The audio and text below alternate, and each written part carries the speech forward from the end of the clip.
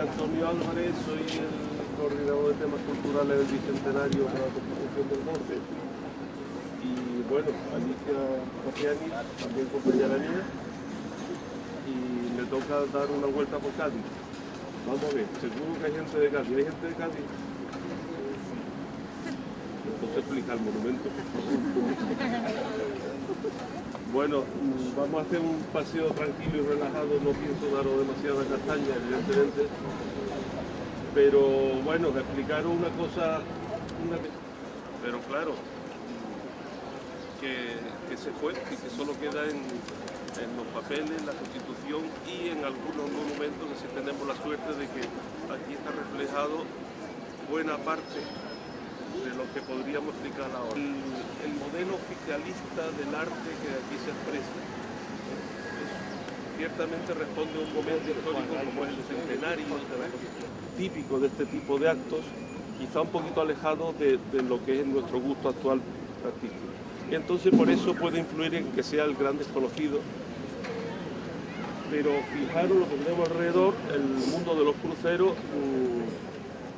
constituye lo que en principio iba a ser esto, la puerta al mar.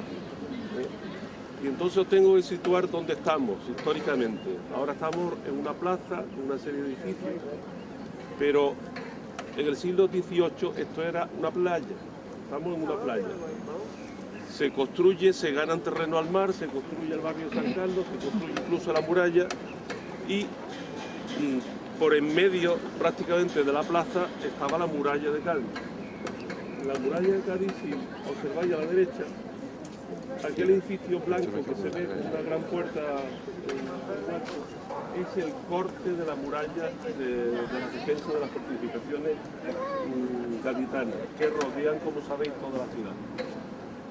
Estas fortificaciones, si tenían un gran sentido de cara al mar-océano, típico de este tipo de actos, quizá un poquito alejado de lo que es nuestro gusto actual artístico. Y entonces por eso puede influir en que sea el gran desconocido. Pero fijaros lo que tenemos alrededor, el mundo de los cruceros constituye lo que en principio iba a ser esto, la puerta al mar. Y entonces os tengo que situar dónde estamos históricamente. Ahora estamos en una plaza, en una serie de edificios, pero en el siglo XVIII esto era una playa, estamos en una playa. Se construye, se ganan terreno al mar, se construye el barrio San Carlos, se construye incluso la muralla y por en medio prácticamente de la plaza estaba la muralla de Cádiz. La muralla de Cádiz, si observáis a la derecha, aquel edificio blanco que se ve con una gran puerta es el corte de la muralla de la defensa de las fortificaciones gaditanas que rodean, como sabéis, toda la ciudad. Estas fortificaciones, si tenían un gran sentido de cara al mar-océano, si a esta isla le sumamos una fuerte fortificación, una fortificación defensiva, no simbólica, sino monumental, provocaba dificultad de comercio con el puerto y producía una situación de agobio. Durante decenios fue uno de los atractivos populares fue conquistar la demolición de la muralla. Y a partir de 1907 las murallas empiezan a disminuir en todo este frente. Eso ahora mismo es un disparate histórico, pero en aquel momento fue una aspiración popular que se consiguió. Y la parte positiva del asunto es que consiguió un borde urbano que asomaba al mar. Que lo tenemos detrás del monumento, todo el borde de cornisa de la ciudad, por todo Canalejas. Luego se empezaron a construir edificaciones mucho más grandes que destrozaron el nivel de cornisa, pero era una ciudad uniforme, equilibrada a nivel de cornisa y que asomaba al mar. Y en este espacio rellenado, en el centenario, se planteó la necesidad de construir un monumento importante que simbolizara la importancia que tuvo la Constitución y la importancia que tuvo la ciudad de Cádiz en este evento histórico para tantos países, para España y los países latinoamericanos, etc. Y era evidentemente la puerta al mar.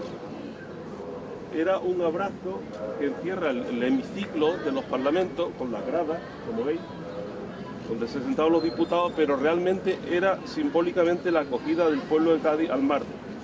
Evidentemente, jamás pensaron los diseñadores que aquí íbamos a tener estos edificios que nos rodean.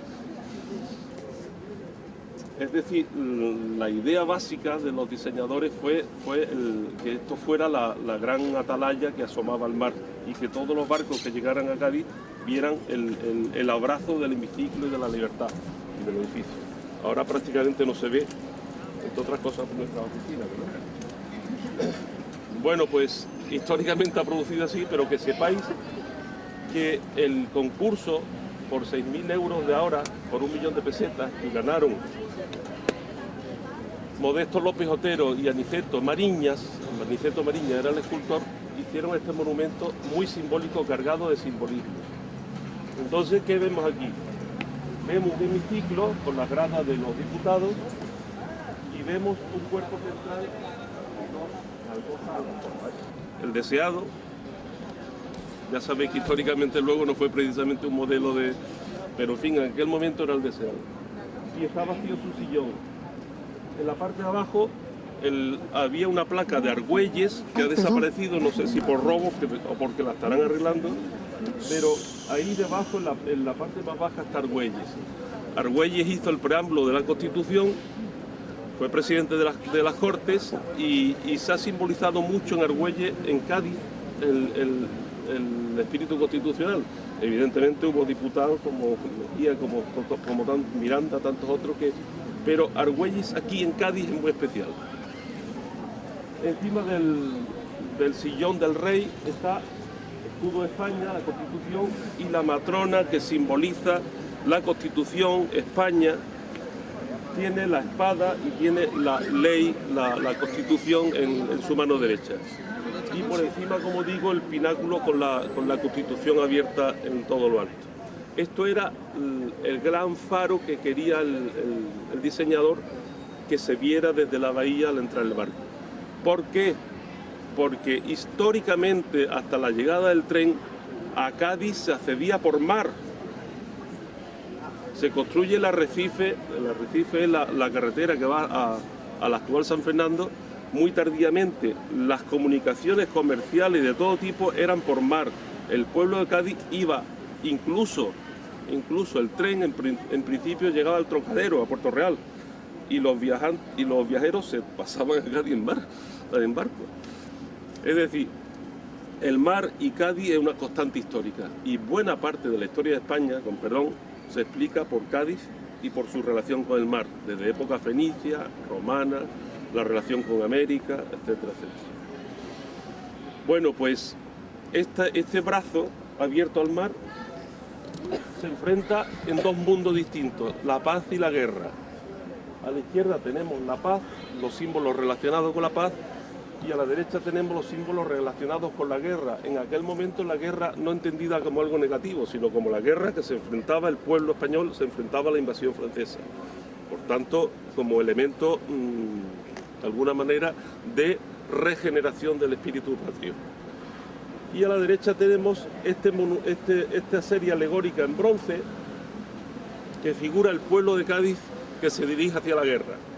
Y hay una serie de personajes, una actitud muy típica de este tipo de arte, desde el que toca el tambor, el caballero que va a caballo, el pueblo de Cádiz ya de una manera más informal vestida, y en el extremo el cañón, fijaros el cañón, defensor de Cádiz, y Marte con la victoria alada, símbolo universal de la guerra. Y debajo, en el friso, por decirlo de alguna manera, que va desde la estatua a la parte central, tenemos un momento histórico fundamental en el asedio y en todo este proceso histórico, que es cuando la ciudad de Cádiz, fiel a los principios que ha jurado, no reconoce otro rey que al señor don Fernando VII. Los emisarios del mariscal Soult, por cierto, emisarios que eran españoles, se dirigieron al Ayuntamiento de Cádiz en demanda de la rendición de la ciudad al rey José Bonaparte. Yo he sido director del Museo de Cádiz y haciendo excavaciones en el Museo de Cádiz encontré uno de los pasquines en la que el ayuntamiento edita la respuesta. Es un documento que está en el museo actualmente y es un documento precioso, histórico, en lenguaje muy decimonónico, y en la que explica todo el proceso, que llegó el emisario, que llegó el barco, se reunieron el ayuntamiento, y es un lenguaje, hay que meterse en el momento histórico. Estamos en un momento histórico, tenemos que defender la patria, y en ese pasquín pone: la ciudad de Cádiz no reconoce otro rey que el señor Fernando VII. Este es el momento en el que se comunica la decisión al pueblo, que aclama la decisión del ayuntamiento y se prepara al asedio y a la posible muerte y guerra. Ya sabéis que todo el pueblo de Cádiz se lanza a esa historia. Y a la izquierda tenemos la paz. Están enfrentadas la paz y la guerra, pero todas miran hacia el mismo objetivo, ¿eh? Después del hemiciclo, todas van hacia el mismo objetivo. La paz es la agricultura. Este grupo escultórico de la izquierda es el carro de la diosa Ceres. Es la abundancia. De hecho, la abundancia de la tierra, la agricultura era tan fundamental en estos momentos de desarrollo constitucional, como sabéis, el fin de la ley de señorío, etcétera, etcétera, que acaba con el antiguo régimen en una cosa tan fundamental en ese momento como era la producción agrícola. Ceres, la diosa de la abundancia, y la matrona dando de mamar a su hijo como símbolo de la fecundidad de la tierra, de la vida que renace tras la guerra. Aquí tenemos la paz, la cruz, es una matrona, sin más referencia. Y el otro friso es el momento histórico también solemne donde el secretario de las Cortes, perdonadme pero los nombres se me van, creo que el presidente era Teruel en aquel momento, el secretario de las Cortes invita a los diputados, hay ahí retratos de Argüelles, de Torero, de Mejías, etcétera, invita a los diputados a firmar ante el Evangelio la Constitución del 12. Por tanto, dos momentos históricos fundamentales para la historia de Cádiz y para la historia de España. La negación a rendirse ante el francés y, por otra parte, el resultado final de su trabajo. Bueno, no fue final, pero el resultado esencial de su trabajo, que fue la proclamación de Cádiz. Este es el monumento a las Cortes. Entonces, vamos a pasar por detrás y nos vamos a poner en aquella esquina donde están las palmeras y os explico un poquito del urbanismo gaditano, de lo que representa aquel edificio y de lo que es la casa típica gaditana relacionada. ¿Por qué? Porque en este momento tenemos dos cuestiones claves. Por una parte, una ciudad que acoge, y por otra parte, la soberanía nacional que nos viene. Por una parte, los diputados que nos vienen de todas partes, es donde se establece las Cortes y la Constitución, es una gente que nos viene de fuera, y por otra parte una ciudad extremadamente singular y peculiar en ese momento histórico. Yo soy de la opinión de que sin ese clima, sin ese tipo tan especial de ciudad, la Constitución de las Cortes del 12 no hubiera salido como salió. Es una ciudad liberal, es una ciudad tolerante, es una ciudad culta, es una ciudad respetuosa, es una ciudad urbanísticamente impecable, donde uno de los edificios principales de la ciudad, que es la antigua aduana, tiene la misma línea de cornisa que el resto de las casas. Eso no se ve en ninguna parte. Uno de los edificios emblemáticos oficiales de la ciudad tiene la misma altura de cornisa. Y si os vais a la calle del Rosario, la iglesia del Rosario, donde está la Santa Cueva, que os invito a ver, es uno de las joyitas que tiene la ciudad. La propia iglesia tiene la altura de la cornisa de las casas laterales. Por tanto, aquí hay una ordenación urbanística impecable, no ya solo neoclásica, sino en el periodo barroco. Es una ciudad tolerante, donde había prensa de todo tipo, donde había tertulias literarias, políticas, teatros en francés, un ambiente de tal calidad, de tolerancia y de cosmopolitismo, que permitió que un nuevo mundo se expresara en unos textos constitucionales. Bueno, otro rollo. Nos vamos a aquella esquina.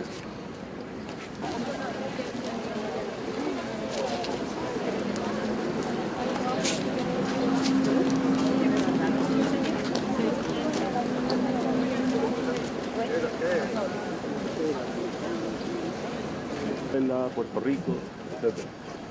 Bueno, pues aquí estamos con... La vegetación es abundante, pero en fin, queda más bonito. Detrás de esta vegetación está el edificio de la aduana de José Caballero, que se termina de edificar en 1700. La calcarenita biogénica, perdonadme la pedantería cultista, pero es que la he tenido que trabajar mucho porque yo de formación soy arqueólogo. Esta piedra es absolutamente deleznable. Por tanto, es una tragedia porque es muy fácil de trabajar, es muy fácil de tallar, pero el viento y el agua se la llevan por delante. Y es una tragedia para Cádiz que todo esté construido en piedra ostionera. Ostionera porque tiene incluido restos de moluscos como los ostiones. Bueno, pues la parte de arriba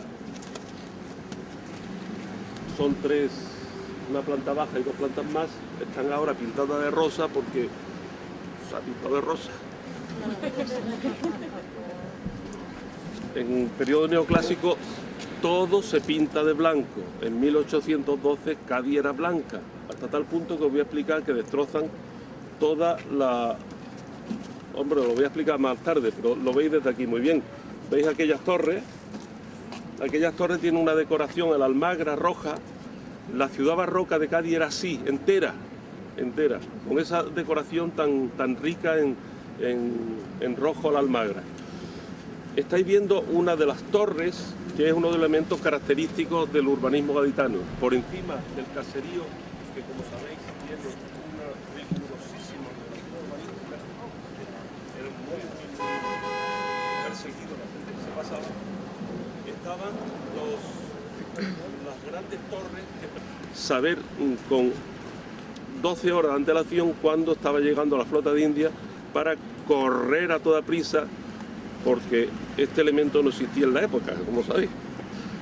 Y solo cuando se vislumbraba la flota de India en lo más alto del horizonte se corría a preparar toda esa serie de cuestiones relacionadas con el comercio, desde la consignataría de los buques, los fletes, preparar todo lo que para acoger la flota. Bueno, pues es muy típico del urbanismo gaditano las grandes torres donde el vigía estaba al acecho no solo de la flota de India, sino de los asedios enemigos. Aquí Cádiz es asaltada y quemada y destrozada en 1596, tuvo varios asaltos después, donde ya las fortificaciones y una mejor defensa consiguen parar el asedio inglés. Y es una constante histórica la relación visual a través de las torres con... Pero era una ciudad pintada. Bueno, pues esto estaba pintado de blanco. El neoclásico pinta de blanco prácticamente todo el edificio. Creo que aquello se salvó porque estaba muy alto, creo yo. Bueno, pues aquí tenemos en esta esquina un palacete, prácticamente como veis la cornisa igual, no es exactamente igual siempre, pero siempre hay un respeto a la cornisa que marcaba la normativa. Bueno, pues tenéis la casa típica del comerciante gaditano medio. Estaban los grandes palacios de los grandes comerciantes que responden a características palaciegas. Luego estaba la casa de vecinos, muy al interior de la ciudad, que siguen actualmente como casa de vecinos. Pero estaba el comerciante medio de cierto nivel económico. Ya sabéis que aquí estaba todos los lenguajes de Europa, sobre todo italianos, franceses, ingleses, portugueses y españoles. Pues el comerciante gaditano tenía su propio negocio en su propia casa. Los acuerdos comerciales se realizaban en la calle Nueva, al fondo de aquí, muy cerca ya del ayuntamiento, y los acuerdos y la relación política se realizaba en la calle Ancha, que luego veremos. Y este es un comerciante, además no sé ni el nombre, me da igual, pero es típico. Tenemos en planta baja los almacenes, donde se almacenaba el género que llegaba, normalmente de América. Entonces toda la planta de abajo la puerta da siempre a un patio donde la escalera está al fondo para permitir que alrededor del patio se almacenaran todos los productos. Tenemos después de la planta baja el escritorio, que es el entresuelo. Como veis, el balcón principal tiene debajo un escritorio que normalmente tiene una altura muy escasa. Ahí estaba la oficina, las oficinas del comerciante. Mi suegro, que vive todavía, tiene 90 años, era consignatario de buques, restos del antiguo esplendor gaditano. Y todas las mañanas lo recuerdo cuando se iba a trabajar, Maruja, que era mi suegra, me voy al escritorio. Incluso se ha mantenido en pleno siglo XX la denominación de escritorio para indicar lo que era una oficina de un comerciante. Encima del escritorio, que es el entresuelo, está la planta noble, aquí clarísima, que tiene los frontones arriba. Ahí vive el comerciante con su familia.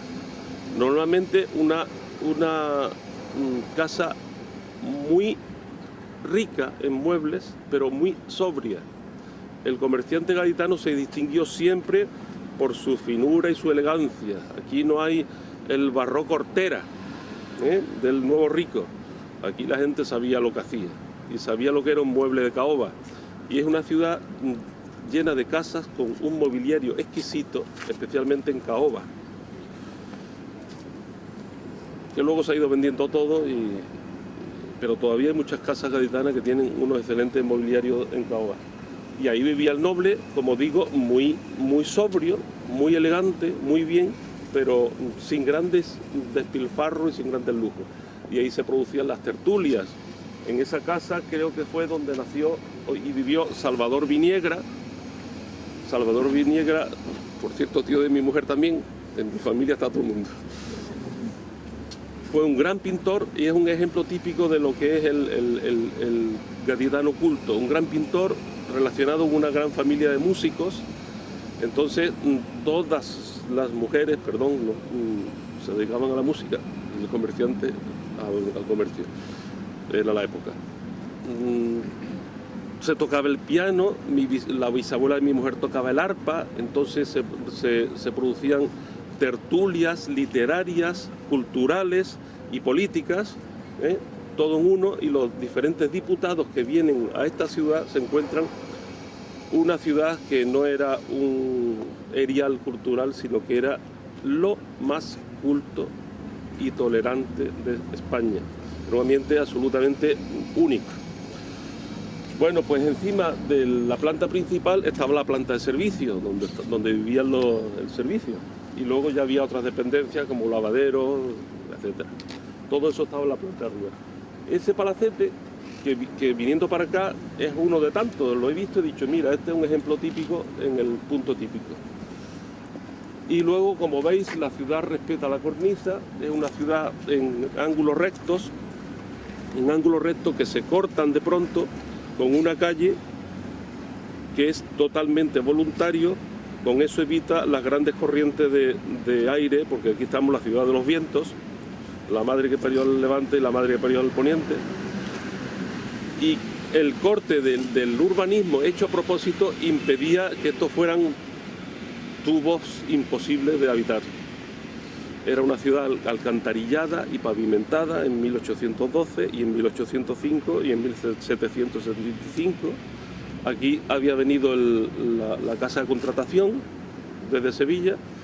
Eso provocó un auge urbanístico sin precedentes. Tened en cuenta que Cádiz tenía en 1600 tenía 5.000 habitantes, que en 1700 tenía 20.000 y que en 1812 andaba ya por los 100.000. En aquella época, como sabéis, y se ha mantenido, porque no tenemos mucho más, es lo que hay. Tampoco da para más. Aquí tenemos también un ejemplo típico del urbanismo, donde ya las torres miradores no es tanto una función, sino un recurso arquitectónico, como veis clarísimamente aquí. Esta casa ya es neoclásica, de principio del 19, ya la relación con la flota de India había desaparecido, no tenía utilidad funcional, pero sí mantienen como recurso arquitectónico, son 5 casas independientes, pero que se desarrollan arquitectónicamente en una unidad. y de alguna manera también mantiene la división. Como veis, la planta de arriba siempre es la más pobre y la más popular. Nos vamos allí, yo descanso de hablar y nos vamos a la plaza de Argüelles. ¿Os suena, verdad, Argüelles? Soy constitucionalista, Dios mío, qué susto, yo hablando de constitución experto. Bueno. Profesor, una duda que tengo, ¿el actual edificio de Diputación no fue antiguamente Palacio de la Regencia? Sí, también fue. Era ahí la residencia de Fernando VII cuando venía, vale, que como ha dicho lo de Bueno, edificio aduanero, digo... Sí, fue primitivamente el edificio de la Diputación actual fue la aduana, pero también estuvo Fernando VII. Hay una cosa que yo no me atrevo a decir, pero lo digo como anécdota posible o leyenda, ¿no? No sé. Se dice Fernando VII cuando estuvo aquí en el trienio constitucional, que estuvo más o menos prisionero, se subía a la azotea y mandaba mensaje a la flota, a la flota que lo iba a librar, al ejército que lo iba a liberar. No sé si a través de cometa o alguna historia. Yo las cuestiones esas... No, la historia es que Cádiz se ha ido ganando terreno, entonces el mar estaba ahí mismo. Sí, el mar estaba ahí mismo, pero Fernando VII desde la azotea se intentaba comunicar, según la leyenda, con los que lo querían liberar. No me atrevo mucho, lo darlo como cuestión más bien de leyenda.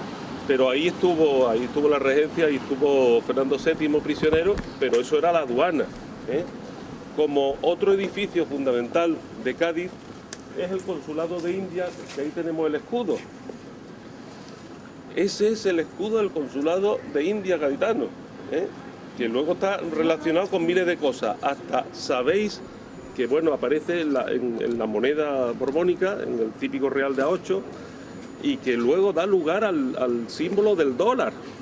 Es que esto nace aquí. Son los dos mundos que se abrazan y la columna de Hércules, que es puro Cádiz. Esto es Cádiz.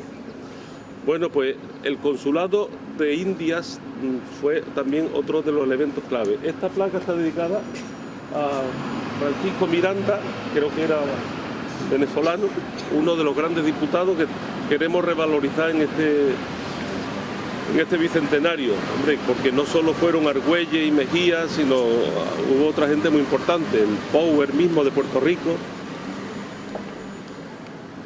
Imaginaros una ciudad que ya de por sí estaba súper poblada, una ciudad rica, comercial, que estaba a tope, que se le viene encima un aluvión de personas provenientes de la huida y de la propia llamada Cortes. Es decir, entre 1810 y 1813 hubo una enorme superpoblación en Cádiz. Entonces el propio ayuntamiento invita a los ciudadanos a acoger, bueno, y ellos mismos vieron el negocio. Esta casa, la Casa de las Cuatro Torres, fue una casa donde mucha gente vivió alquilada, porque gran parte de Cádiz alquila, creo, a precios bastante prohibitivos, los espacios que tenían. En esta plaza hay también, aparte de que aquí vivió Francisco Miranda, un poquito más para allá vivió Argüelles y Toreno, está la plaquita, ahora la veremos al pasar. Es decir, es una zona donde está, fijaros, también hay el monumento a las Cortes. Estamos aquí en el centro casi constitucional del tema. Los otros puntos son la Plaza San Antonio, el Carmen, donde se hizo el Te Deum, la iglesia del Carmen, y el oratorio San Felipe Neri, donde se desarrollaron las Cortes y que lamentablemente no podemos ver porque está en obras. Bueno, pues en esta plaza, ¿conocéis el asunto del general Solano? No. Hay un momento histórico importante que es en los periodos además más revolucionarios, cuando está todo que no sabe cómo va a terminar. Tras el 2 de mayo en Madrid hay un periodo muy convulso, donde las distintas poblaciones se tuvieron que acomodar a una situación cada vez más cambiante. Y en algunos momentos yo me pongo en el pellejo del general Solano, gobernador de Cádiz, y la situación, bueno, tuvo que decidir por quién estaba, por el gobierno legítimo, lo queramos o no, o por algo que todavía era la rebeldía en organización, la rebeldía ante el francés. Hubo un momento difícil para muchas ciudades y para muchas personas. Bueno, pues el general Solano, el jefe de Cádiz, como digo,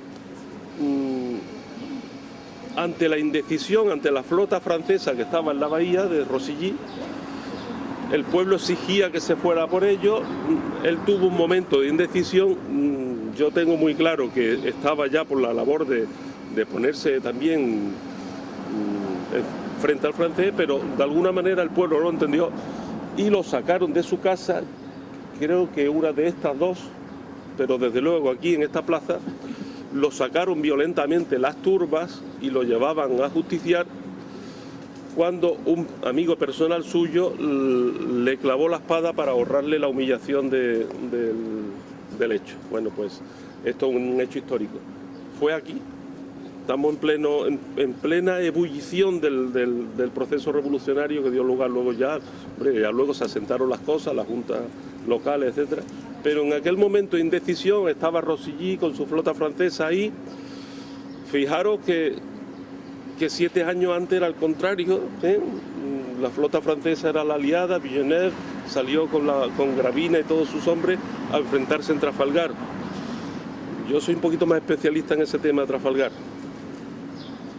Y ahora nos vamos a asomar a la Alameda para que os cuente un solo detallito de Trafalgar, que fue 7 años antes. En 7 años antes se produjo un cambio radical de todas las alianzas, ¿eh? Y los que eran antes amigos eran enemigos, y los que eran enemigos, entonces la flota inglesa que estaba asediándonos, de pronto eran los aliados que mantuvieron el comercio y las posibilidades de que este pueblo gaditano se alimentara. Fijaros la contradicción. La flota que nos asediaba y que impedía el comercio fue luego la que nos permitió vivir a los gaditanos. Esto, en este periodo tan convulso, el pobre general Solano o no estuvo a la altura o no supo expresarse. El hecho es que lo liquidaron. ¿Ok? Bueno, pues un poquito más para allá está la plaquita de Argüelles, donde vivió Argüelles, donde vivió Muñoz Toreno. Aquí vivió Paco Miranda. Paco Miranda parece que... Francisco Miranda, le he dicho Paco Miranda, parece que es cuñado mío. Y toda esta zona, este barrio era un barrio nuevo, por tanto había más posibilidades de alquileres, y toda esta zona se llenó de diputados que vivían aquí y de la personal que venía con los diputados, claro. Bueno, nos vamos a asomar a la Alameda y os cuento un poquito de Trafalgar y del Te Deum.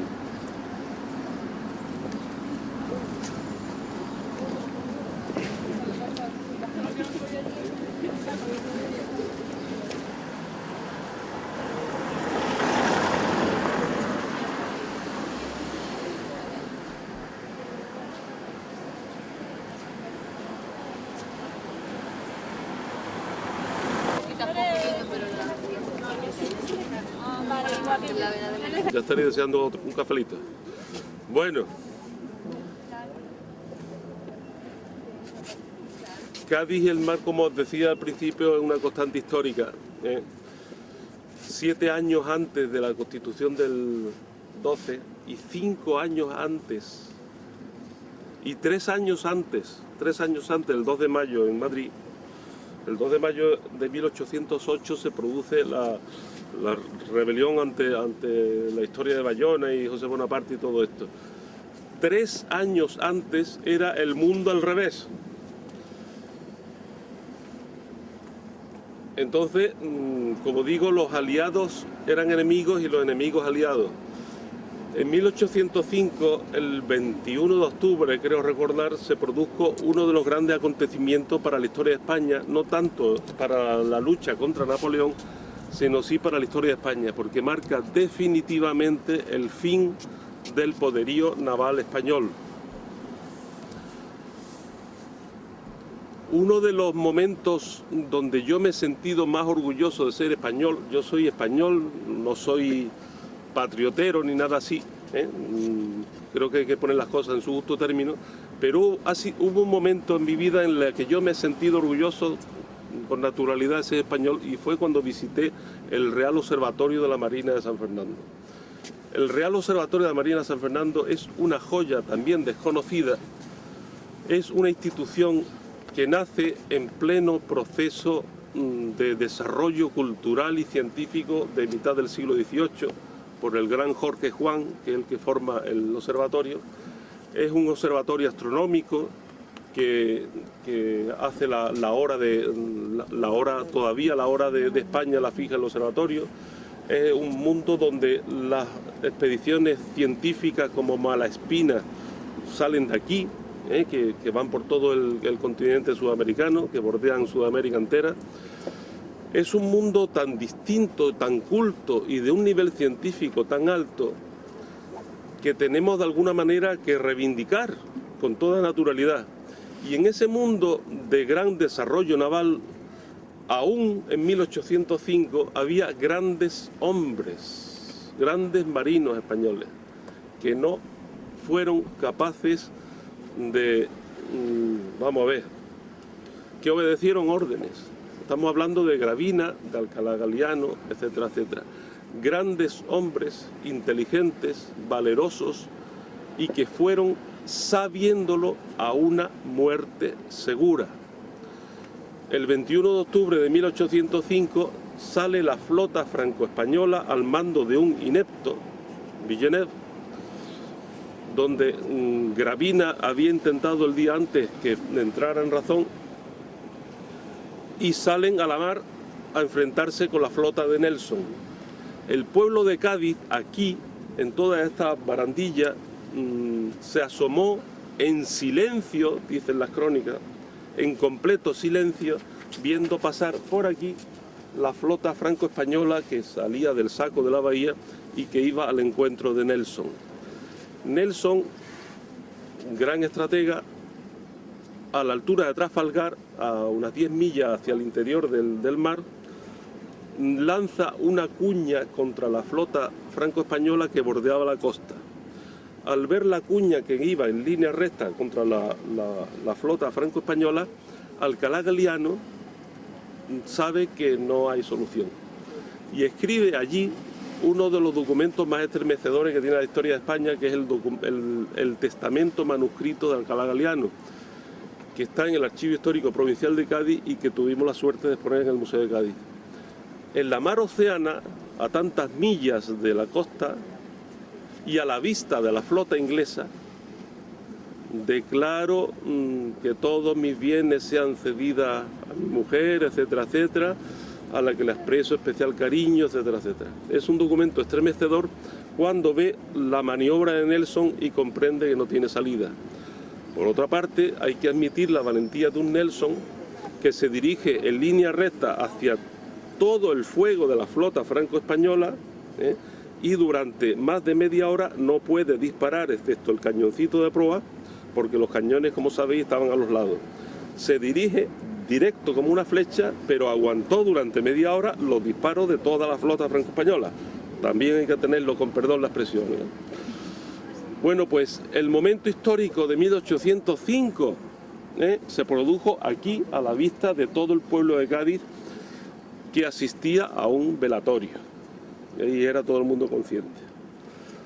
Bueno, unos años más tarde está la flota de Rossigny, francesa, refugiada en el saco de la bahía, porque no había muelle entonces, los barcos anclaban en medio de la bahía, hacia la zona de Puntales, y la flota inglesa estaba aquí asediándonos. Se produce el cambio revolucionario y es la flota inglesa la que permite que el comercio marino de Cádiz siga funcionando y da lugar a la paradoja tremenda de que la ciudad asediada, Cádiz, tenía toda la fuente de alimentación precisas y los asediadores, el ejército francés, moríase de hambre. Es curioso, esa es la historia. Bueno, pues me remonto 7 años más tarde, al 19 de marzo de 1812, y la Constitución ya promulgada y firmada en el oratorio de San Felipe Neri, los diputados y todo el pueblo de Cádiz y todas las autoridades asisten al Te Deum en aquella iglesia que se ve tras la vegetación, ¿eh? Es un ejemplo típico de iglesia barroca. En la iglesia del Carmen es una iglesia barroca muy típica, muy relacionada con el mundo andaluz, con el mundo de Sevilla, pero también es un modelo también que se transmite a Latinoamérica, y muchas iglesias barrocas de Latinoamérica tienen la misma estructura. Bueno, pues la iglesia del Carmen se hace el Gran Te Deum, que lo vamos a repetir. Este está llamando, perdón. No sé quién es. Bueno, pues ese Te Deum se hace en el Carmen. ¿Y por qué se hace en el Carmen? Bueno, porque era una iglesia muy bonita, seguro, porque se veía el mar también, pero por una razón más prosaica, porque los cañones franceses no llegaban allí y querían tener la fiesta en paz. Por eso se va a las Cortes al oratorio de San Felipe Neri, porque no entraban en radiación. En San Fernando, en la isla, eran carne de cañón, y en el Carmen no llegaban las bombas. En todas las casas gaditanas había aficionados de última hora en compases y en cálculo de radiación de las bombas que se tiraban desde el Trocadero, desde el fuerte de San Luis y el fuerte del Trocadero. En la zona de Matagorda, donde está el actual astillero, donde se conservan aún los restos, la ruina del fuerte de San Luis, tenía enfrente el fuerte de Puntales, en la zona española. Se sacudían literalmente todo el día el fuerte de Puntales al fuerte de los Trocaderos y viceversa, y desde los grandes morteros,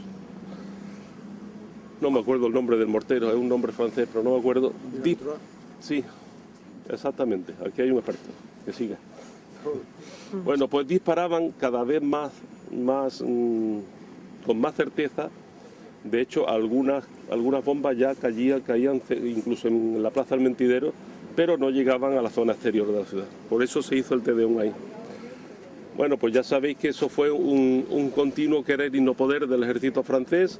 Además, los morteros, si hay algún experto, saben que en cuanto se usa, disminuye la longitud de acceso. Y bueno, la verdad es que sí hubo cierto pánico en la ciudad, aunque los dichos populares que andan aquello de con la bomba que tiran los fanfarrones, la verdad es que sí había preocupación.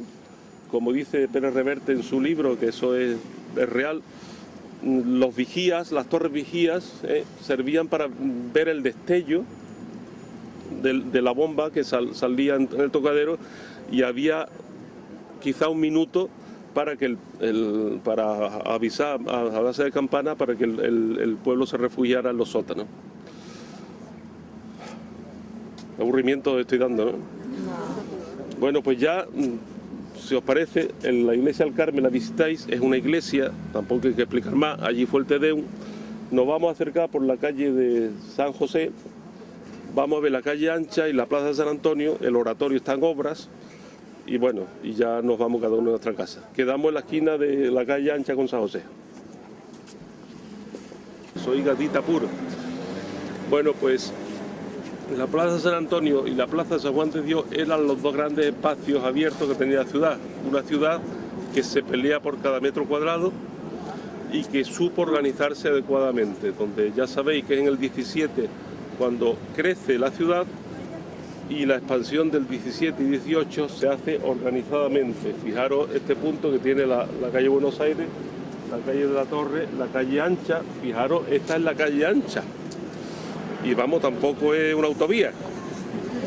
Pero os podéis imaginar las calles tan estrechas porque evidentemente el espacio es limitado, pero las calles no es el resultado que queda tras construir, como en tantas ciudades como la propia Sevilla, el casco histórico de Sevilla, sino la calle es lo que queda organizadamente para que el público pase.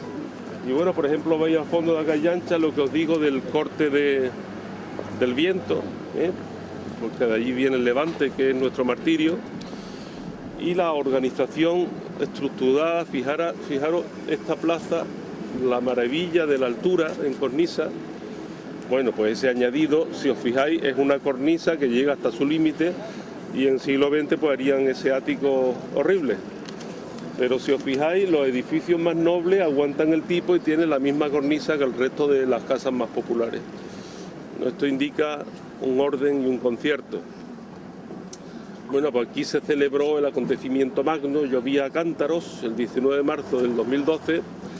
Toquemos madera para que no llueva porque haremos cosas en la calle, claro. Pero el 19 de marzo del 2012 pues puede llover también.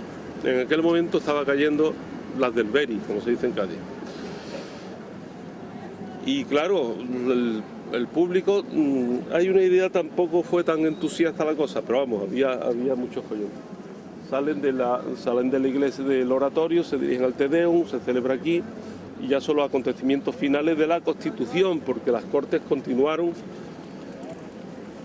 quiero recordar, hasta agosto del 13, ese dato no lo tengo seguro.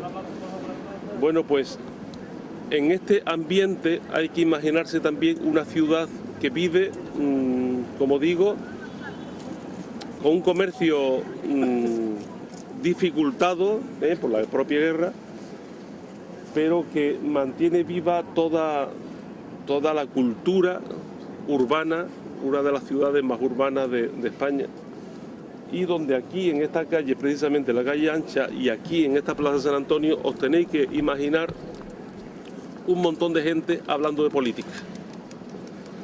Los comentarios que salían de los que estaban dentro de las Cortes, las novedades que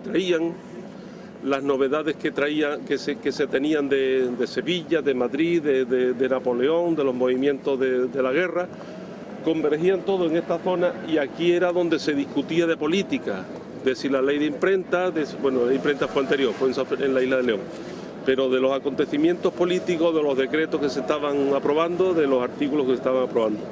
Aquí en la San Antonio, en la calle Ancha, era en la calle donde se producía la discusión política.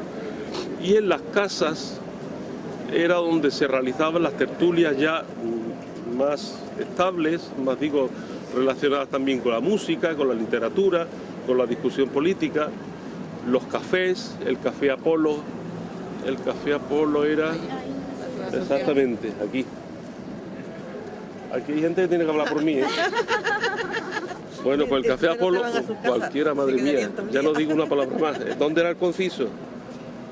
El Conciso. La primera imprenta, yo recuerdo cuando fuimos a la otra excursión, era una calle para allá. Eso es. Bueno, pues en este entorno es donde hay también una serie de imprentas. Llega hasta el extremo la impresión de periódicos, es decir, hasta el abuso, es decir, ya había una superproducción de periódicos. Pero el Conciso y otros muchos más, el Conciso es el más famoso porque además lo estamos recuperando, bueno, pues indica una preocupación constante por salir y expresar las ideas del momento. Efervescencia, la idea que os quiero que os tenga claro es cultura, tolerancia, libertad y efervescencia política y cultural y de todo tipo. Esto era el cogollo de España, y aquí estaba todo, aquí se desarrollaba todo.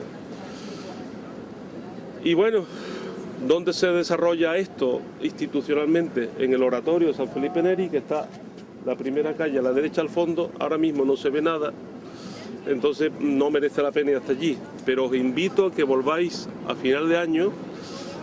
Estamos musealizando el oratorio, espero que me salga bien. Si no sale bien, tenéis al culpable aquí. Pretendemos hacer una escenificación virtual para no estropear el propio edificio, que es un bien de interés cultural, y en el anexo pues haremos un centro de interpretación con las ideas básicas que os he estado explicando. Ideas básicas y esenciales, porque un centro de interpretación no es como esta visita hablada que puedo enrollarme, son cosas esenciales.